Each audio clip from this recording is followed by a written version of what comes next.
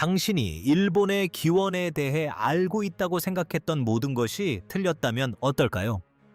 세계에서 가장 발전된 문명 중 하나를 건설한 사람들이 역사가들이 항상 주장해 온 곳에서 온 것이 아니라면 어떨까요? 만약 DNA 검사를 통해 일본인들이 불과 몇 년 전까지만 해도 존재조차 몰랐던 너무나 신비롭고 고대의 문화에서 유래했다는 사실이 밝혀진다면 어떨까요? 100년이 넘는 세월 동안 일본인의 기원에 대한 이야기는 이미 정해진 것처럼 보였습니다. 교과서에서는 그들이 약 300년 전 아시아 본토에서 이주해온 벼농사꾼들의 후손이며 이미 섬에 살고 있던 토착 수렵 채집인들과 섞였다고 가르쳤습니다. 간단하고 명확해 보였습니다. 하지만 DNA 증거는 그 모든 설명을 산산조각냈습니다. 최근 유전학 연구는 누구도 예상치 못한 사실을 밝혀냈습니다. 일본인들은 거의 고고학적 흔적을 남기지 않았지만 현대 일본인의 DNA에 상상 이상으로 많은 영향을 미친 이른바 유령 인구 문명의 유전적 표지자를 가지고 있었던 것입니다. 이 유령 같은 문화는 동아시아 어딘가에서 번성하다가 완전히 사라져버려서 오늘날 살아있는 사람들의 유전자를 분석해서야 비로소 그 존재를 알게 되었습니다. 인류 조상 연구 역사상 가장 충격적인 사실 중 하나를 접할 준비가 되셨다면 지금 바로 구독 버튼을 눌러주세요. 편안하게 앉으세요. 최첨단 DNA 분석을 통해 1억 2,600만 일본인의 유전자 코드 속에 숨겨진 잃어버린 문명이 어떻게 드러났는지 살펴볼 테니까요. 일본인의 기원에 대한 이야기는 수십 년 동안 인류학자들을 당혹스럽게 했던 미스터리에서 시작됩니다. 연구자들이 처음으로 일본인 유고를 연구하고 이를 인접한 아시아 인구와 비교했을 때 뭔가 맞지 않는 부분이 있었습니다. 일본인은 중국인이나 한국인과 미묘하지만 분명히 구별되는 신체적 특징을 가지고 있었습니다. 두개골 모양 뼈, 구조 얼굴 특징 모두 서로 매우 가까이 살았던 뒤 인구 집단에서 보기 드문 변이를 보였다. 이는 1990년대에 이중 구조 가설을 촉발시켰다. 이 가설은 일본인의 조상이 2개의 주요 집단에서 유래했다는 생각이다. 먼저 조몬인들이 있습니다. 이들은 약 1만 6천 년 전부터 기원전 300년경까지 일본에 살았던 고대 수렵 채집인입니다. 세계에서 가장 오래된 토기를 만들고 정교한 정착지를 건설했으며 어업, 사냥, 야생, 식물 채집을 통해 번성했습니다. 그 후 기원전 300년경 한반도에서 야요이 사람들이 건너와 벼농사 금속, 세공, 그리고 일본 사회를 변화시킨 새로운 문화적 관습을 가져왔습니다. 오랫동안 이것이 모든 것을 설명하는 것처럼 보였습니다. 조몬시대 사람들이 일부 조상을, 야요이 시대 사람들이 더 많은 조상을 제공했고 이들이 섞여 현대 일본인이 탄생했다는 것이 2000년대 초반의 유전학 연구 결과이며 이러한 모델이 뒷받침되는 듯했습니다. 연구진은 미토콘드리아 DNA와 Y 염색체 표지자를 분석하여 일본의 지역별로 조몬과 야요이 혈통이 다양한 비율로 나타난다는 증거를 발견했습니다. 오키나와 남부 지역 사람들은 조몬 혈통이 더 많았고 혼슈 중부 지역 사람들은 야요이 혈통이 더 많았습니다. 이야기는 그럴듯했지만 불완전했다. 이중 구조 모델에는 문제가 있었다. 유전학자들이 몇몇 작은 유전적 표지자 대신 전체 게놈을 분석하기 시작하면서 수치가 맞지 않게 되었다. 현대 일본인은 조몬인과 야요이인 인구의 혼합만으로는 완전히 설명할 수 없는 유전적 특징을 보였다. DNA에는 아무도 밝혀내지 못한 숨겨진 요소가 존재했다. 획기적인 발전은 2021년 유전학자 나카고메 시게키가 이끄는 연구팀이 과학학술지 사이언스 어드밴스 일본인의 유전학적 역사를 근본적으로 뒤바꾼 연구 논문을 발표하면서 이루어졌습니다. 연구진은 첨단 유전체 분석 기술을 사용하여 수천 년에 걸친 고대 유골의 DNA를 조사하고 이를 현대 일본인의 유전체와 비교했습니다. 그 결과는 놀라웠습니다. 일본인의 조상은 2가지가 아니라 3가지에서 유래한다는 사실이었습니다. 조몬시대 수렵 채집인들은 지역에 따라 다르지만 현대 일본인 조상의 약 10-20%를 차지합니다. 한국의 야요이 시대 벼농사꾼들도 일부를 제공했지만 특정 시기에 대규모 유전자 유입을 가져온 이전에는 알려지지 않았던 세 번째 인구 집단이 존재했습니다. 연구자들이 게요분 시대 사람들, 케요분 피리어드 피플이라고 부르는 이 유령 같은 인구 집단은 서기 300년에서 700년 사이에 일본에 도착했으며 현대 일본인 조상의 유전적 구성 요소 중 가장 큰 비중을 차지하는데 일부 집단에서는 그 비율이 50-70%에 달할 수도 있다. 고분 시대는 열쇠 구멍 모양으로 지어진 거대한 고분에서 이름을 따왔으며 일본이 급격하게 변화하던 시기였습니다. 이 시기는 중앙 집권적인 정치 권력이 등장하고 야마토 국가가 형성되었으며 일본이 자국의 역사를 기록하기 시작하고 아시아 본토와 더욱 활발하게 교류하기 시작한 시기였다. 역사가들은 고분 시대가 문화적, 정치적으로 중요한 시기임을 알고 있었다. 그들이 몰랐던 것은 그것이 엄청난 유전자 교체, 즉 일본의 유전자 풀을 근본적으로 재편할 만큼 큰 규모의 이주 물결을 의미한다는 점이었습니다. 하지만 여기서 이상한 점이 나타납니다. 고분 시대의 이주민들은 야요이 왕조의 발상지인 한국 출신이 아니었습니다. 그들의 DNA는 동아시아의 다른 지역, 아마도 중국 북부 또는 현재 만주와 러시아 극동 지역 일부를 포함하는 지역에서 왔음을 시사하는 표지자를 보여주었습니다. 더욱 당혹스러운 것은 그들의 유전적 특징이 일본으로 이주하기 전 오랫동안 비교적 고립된 상태로 지내면서 주변 집단과 구별되는 독특한 유전적 특성을 유지해 온 집단임을 시사한다는 점이었다. 바로 여기서 유령 문명이라는 개념이 등장합니다. 고분 시대에 일본의 대규모 유전자 유입을 가져온 사람들은 고고학적 증거가 거의 남지 않은 문화나 지역에서 온 것으로 보입니다. 그들이 누구였는지, 정확히 어디에 살았는지, 그리고 그토록 대규모로 일본으로 이주하게 된 계기가 무엇이었는지에 대한 명확한 기록은 없습니다. 그들은 마치 유령처럼 유전자 기록에 나타나지만 고고학적 역사적 기록에서는 거의 찾아볼 수 없습니다. 일부 연구자들은 이들이 서기 1000년경 동북아시아에 존재했던 다양한 문화와 연관이 있었을 가능성이 있다고 추측합니다. 부여 고구려 그리고 만주와 한반도에서 새롭게 부상하는 일본 국가들과 교류했던 여러 민족들이 그 예입니다. 하지만 유전 데이터는 훨씬 더 구체적인 사실을 시사합니다.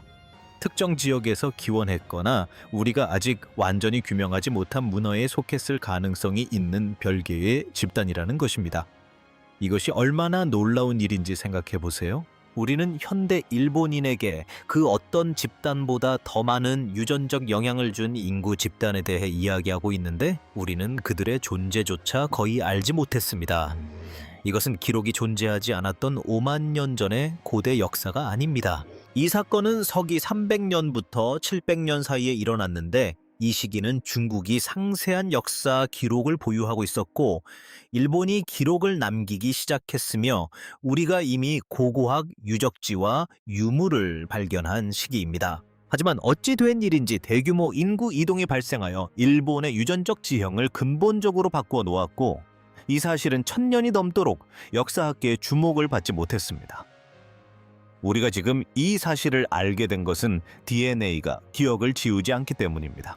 유전적 표지자는 여러 세대를 거쳐 남아 고대 문명이 사라지고 그들의 이야기가 잊혀진 후에도 오랫동안 고대 인구에 대한 정보를 전달합니다. 이 발견의 의미는 실로 엄청납니다. 무엇보다 이는 일본인의 유전적 역사가 연구자들이 이전에 설명했던 단순한 양방향 혼합보다 훨씬 더 복잡하다는 것을 의미합니다. 일본인의 유전자 풀은 여러 차례의 이주, 다양한 기원 집단, 그리고 수천 년에 걸친 지속적인 혼합을 반영합니다.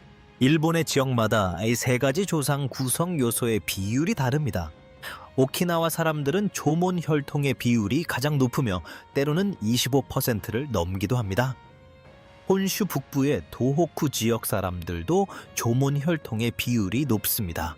한편 일본 중부와 서부 지역의 인구는 고분 시대 조상의 특징을 가장 강하게 보여주는데, 이는 후기 이주민들이 가장 밀집하여 정착했던 고대 일본의 정치 문화 중심지를 반영하는 것이다. 일본 내 유전적 다양성은 오늘날까지 존재하는 문화적, 언어적 다양성을 반영하며 각기 다른 조상 집단에서 유래한 뚜렷한 지역적 정체성 방건 전통을 보여줍니다. 하지만 고분시대 사람들의 수수께끼는 서기 1000년기 동아시아 인구 이동에 대한 더 큰 의문을 제기합니다. 이 시기는 동아시아 전역에 걸쳐 엄청난 격변의 시기였습니다. 중국에서는 한 왕조가 멸망하고 삼국시대가 도래했으며 이후 분열이 심화되었습니다. 한반도는 여러 왕국의 흥망성쇠를 목격했습니다.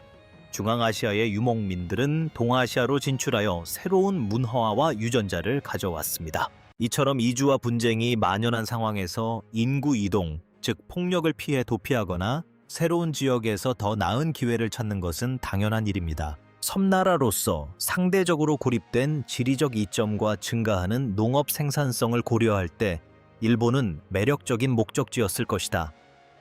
다만 어떤 집단이 이처럼 대규모로 이러한 기회를 활용했는지는 불분명하다. 일부 연구자들은 중국과 한국의 연대기에 기록된 특정 역사적 사건과의 연관성을 제시했습니다. 고대 중국 문헌에는 만주와 한반도에 거주하며 중국 국가들과 교역하고 때로는 갈등을 빚었던 다양한 민족들에 대한 언급이 있습니다. 부여나 고구려처럼 금속 세공승마 전통 계층화된 정치 구조를 갖춘 고도로 발달된 사회를 이룬 집단도 있었다.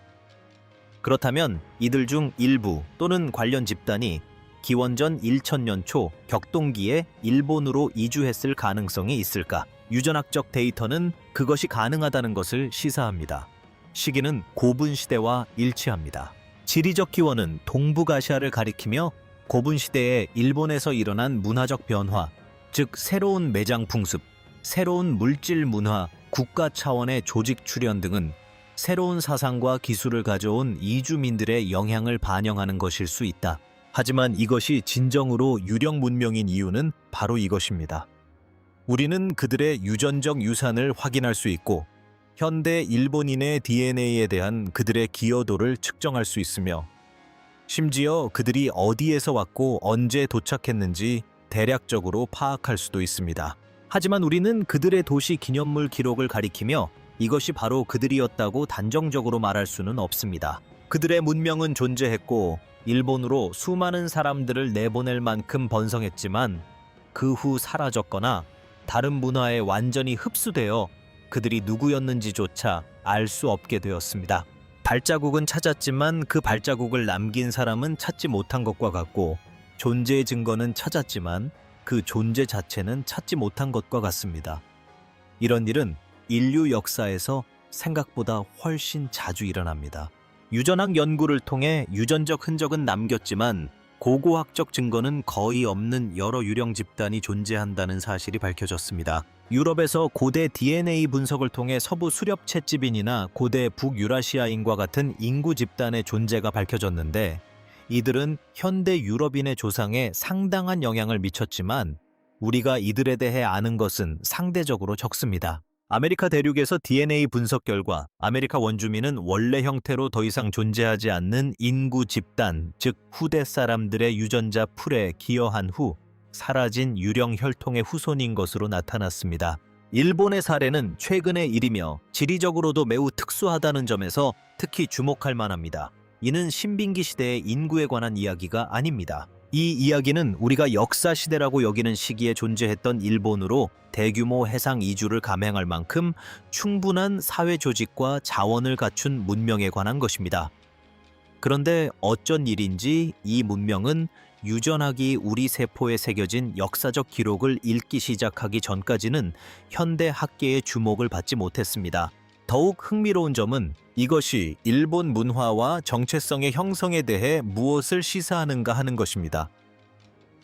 현대 일본 문화는 흔히 유례 없이 동질적이며 아주 오래전부터 이어져 온 하나의 통일된 전통으로 묘사되곤 합니다. 하지만 실제 기원은 훨씬 더 복잡합니다. 일본인은 여러 조상 집단, 여러 차례의 이주 물결, 그리고 다양한 문화의 융합의 산물입니다. 조몬 시대는 도자기 전통 토속 신앙, 그리고 일본 풍경에 깊이 뿌리내린 문화를 남겼습니다. 야요이 왕조는 농업사회 계층 구조, 그리고 아시아 본토 문화와의 연결을 가져왔습니다. 고분 시대의 이주민들은 새로운 정치 조직, 신기술, 그리고 현대 유전자 풀의 주요 구성 요소가 된 유전적 다양성을 가져왔습니다. 이처럼 다양한 혈통이 겹겹이 쌓인 배경은 일본 문화 내의 모순과 복잡성을 설명하는 데 도움이 됩니다. 일본의 토착 종교인 신토는 왜 매우 고대적이고 자연경관과 밀접하게 관련된 요소들을 포함하고 있으면서도 사회 계층이나 황제 숭배와 같은 비교적 최근의 사상들을 동시에 담고 있는 것일까요? 일본어는 서로 다른 기원 집단의 세계관이 시간이 흐르면서 융합되어 만들어진 종합체이기 때문입니다. 그렇다면 명백한 역사적 연관성에도 불구하고 일본어에는 중국어나 한국어와 명확하게 일치하지 않는 구조적 요소나 어휘가 존재하는 이유는 무엇일까요? 언어적 기질은 서로 다른 원어를 가진 여러 집단이 혼합되고 진화하여 일본어가 되었을 가능성을 반영하기 때문입니다. 그렇다면 유전학 연구는 일본인 집단 내의 다양성이 동질적이라는 고정관념보다 훨씬 크다는 것을 왜 보여주는 것일까요? 그러한 다양성은 지역과 개인에 따라 세 가지 주요 조상 구성 요소의 비율이 다르게 나타나는 것을 반영하기 때문입니다. 고분 시대의 유령 인구 이야기는 우리가 놓치고 있을지도 모르는 다른 것들에 대한 의문도 제기합니다. 이처럼 규모가 크고 최근에 일어난 이주가 유전자 분석을 통해 밝혀지기 전까지 역사 기록에 남지 않았다면 우리가 간과한 다른 인구 이동은 얼마나 될까요? 우리가 알지 못하는 사이에 현대 인구 형성에 기여한 유령 문명은 얼마나 될까요? DNA 분석 기술이 더욱 정교해지고 연구자들이 더 많은 지역에서 발굴된 고대 유전체들을 분석함에 따라 우리는 계속해서 놀라운 사실들을 발견하고 있습니다. 2022년 추가 연구를 통해 일본인 조상 모델이 더욱 정교해졌는데 고분 시대의 유전자 유입이 단일 이주 물결이 아니라 여러 차례에 걸쳐 이루어졌을 가능성이 있다는 점이 밝혀졌으며 이는 일본과 아시아 대륙 간의 상호작용 양상이 기존에 이해되었던 것보다 훨씬 더 복잡했음을 시사한다. 일부 연구자들은 고분 시대 이주민들이 단일한 동질 집단이 아니라 다양한 출신의 사람들로 구성되었을 가능성이 있으며 이것이 유전적 신호의 복잡성을 어느 정도 설명해 줄 수 있다고 주장했습니다. 이러한 발견을 가능하게 한 기술은 지난 10년 동안 비약적으로 발전했습니다. 과거에는 고대 DNA 분석이 오래된 뼈에서 보존될 수 있는 미토콘드리아 DNA 조각이나 Y 염색체 부분과 같은 작은 유전적 표지제에 국한되었습니다. 이제 연구자들은 고대 유물에서 전체 게놈을 추출하고 염기 서열을 분석하여 수백만 개의 유전 정보를 읽어낼 수 있으며 이를 통해 조상 혼혈 인구 관계에 대한 훨씬 더 많은 정보를 얻을 수 있습니다. 계산 방법 또한 엄청나게 발전했습니다. 현대 인구 유전학은 고대 이주의 미묘한 유전적 특징을 식별하고 혼합 비율을 정확하게 계산하며 심지어 서로 다른 조상 집단이 합쳐진 시기까지 추정할 수 있는 복잡한 통계 모델을 사용합니다. 이러한 도구들은 역사를 다시 쓰고 있으며 문서 증거가 놓쳤거나 고고학적 해석이 잘못되었던 진실을 드러내고 있습니다. 일본의 경우 유전적 증거는 역사적 고고학적 지식과 모순된다기보다는 전통적인 방법으로는 볼 수 없었던 중요한 층위를 더해준다. 우리는 고분 시대가 중요했다는 것을 알고 있었다. 문화적 변화와 정치적 발전이 있었다는 것도 알고 있었다. 우리는 일본 인구 구성을 재편한 대규모 유전자 교체, 즉 인구 변혁이 있었다는 사실을 몰랐습니다. 이제 알게 되었으니 새로운 질문을 던지며 고고학적 역사적 기록을 다시 살펴볼 수 있습니다. 고분 시대 이주민들의 도래를 나타내는 물질 문화적 흔적을 찾을 수 있을까요? 그들의 알려지지 않은 기원 문명에서 유래한 언어적 또는 문화적 차용을 발견할 수 있을까요? 동북아시아 여러 후보 지역에서 발견된 고대 유골의 DNA를 분석하여 그들의 기원을 더욱 정확하게 밝혀낼 수 있을까요?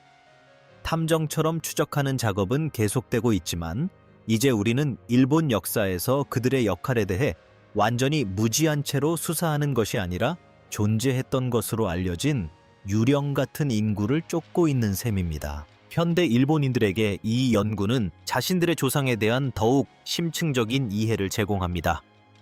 단순히 토착민과 본토 이주민의 단일 유입으로 혼합된 이야기가 아니라 실제로는 서로 다른 시기에 걸쳐 다양한 기원에서 온 세 가지 인종이 혼합된 역사라는 것을 깨닫게 해줍니다. 어떤 사람들은 조몬 시대의 혈통을 더 많이 물려받아 일본의 고대 수렵 채집인과 더 직접적으로 연결될 수 있습니다. 또 어떤 사람들은 야요이 시대나 고분 시대의 혈통이 더 많이 나타날 수도 있습니다. 대부분은 이 세 가지 유전자가 혼합되어 있으며 수천 년 역사의 유전적 유산이 모든 세포의 DNA 이중 나선 구조에 압축되어 있습니다. 여기에는 인류의 이주와 정체성에 대한 더 폭넓은 교훈도 담겨 있습니다. 우리는 인구 집단이 안정적이며 명확한 기원과 연속적인 역사를 가진 특정 지역에 뿌리내리고 있다고 생각하는 경향이 있습니다. 하지만 유전적 현실은 대개 훨씬 더 복잡합니다. 인구 집단은 끊임없이 이동하고 섞이고 분열하고 합쳐집니다. 현대 인구의 조상은 대개 여러 곳에서 유래했으며 그 유래를 완전히 이해하지 못하는 경우도 많습니다. 유령 집단은 인류 조상에 대한 거의 모든 유전학 연구에서 나타나는데 이는 역사가 불완전하며 새로운 증거가 나타남에 따라 과거에 대한 우리의 이해가 끊임없이 변화한다는 것을 상기시켜줍니다. 일본의 사례는 하나의 예에 불과하지만 유령 인구가 상당한 기여를 했고 전통적인 학문 연구에서 그들이 완전히 배제되었다는 점에서 특히 극적인 사례입니다. 기원전 300년에서 기원 후 300년 사이 동북아시아 어딘가에 우리가 정확히 규정하기 어려운 문명이 존재했습니다. 그들은 고분 시대에 일본으로 많은 사람들을 보낼 만큼 충분한 사회적 복잡성 자원 그리고 동기를 가지고 있었습니다. 이주민들은 도착하여 기존 인구와 혼인 관계를 맺고 유전자와 아마도 문화와 언어를 일본 문명 형성에 기여했으며 이후 그들의 원래 문명은 역사 기록에서 사라졌습니다. 우리는 그들의 이름을 알지 못합니다. 우리는 그들의 수도를 알지 못합니다. 그들의 연대기나 기념물도 없습니다. 하지만 우리는 그들이 존재했음을 압니다. 왜냐하면 그들의 후손들이 오늘날까지 살아 숨쉬고 있으며 천년도 더 전에 번성했다가 사라진 유령 같은 문명을 가리키는 유전적 표식을 지니고 있기 때문입니다. 연구가 계속됨에 따라 우리는 더 많은 것을 알게 될 것입니다. 유전학자들은 한국, 중국 및 동북아시아의 다른 지역에서 발굴된 고대 샘플을 분석하여 이 지역의 유전자 지도를 더욱 완벽하게 구축하고 있습니다. 고고학자들은 고분 시대 유적지를 새로운 시각으로 살펴보며 특정 본토 집단과 연결될 수 있는 문화적 흔적을 찾고 있습니다. 역사학자들은 유전적 증거와 연관될 수 있는 인구 이동에 대한 언급을 찾기 위해 고대 문헌을 샅샅이 조사하고 있습니다. 조각조각으로 유령 문명의 윤곽이 드러날 수도 있고 아니면 우리가 과거를 기억하기 위해 일반적으로 사용하는 기념물이나 기록보다는 남겨진 유전자를 통해서만 알려지며 영원히 그림자처럼 남아있을 수도 있다. 어쨌든 일본계 미국인의 조상 이야기는 우리가 인류 역사에 대해 아직 배워야 할 것이 얼마나 많은지, 그리고 DNA가 그렇지 않았다면 영원히 감춰졌을 진실을 밝혀내는데 얼마나 귀중한 도구가 되었는지를 보여주는 증거입니다. 그러니 오늘 밤 편히 잠드세요. 당신의 유전자 속에는 아무도 기억하지 못하는 문명의 이야기 번성했다가 사라진 인류의 이야기, 그리고 그들의 후손 세포에 담긴 분자적 흔적만이 남아있을지도 모른다는 사실을 알고 말입니다.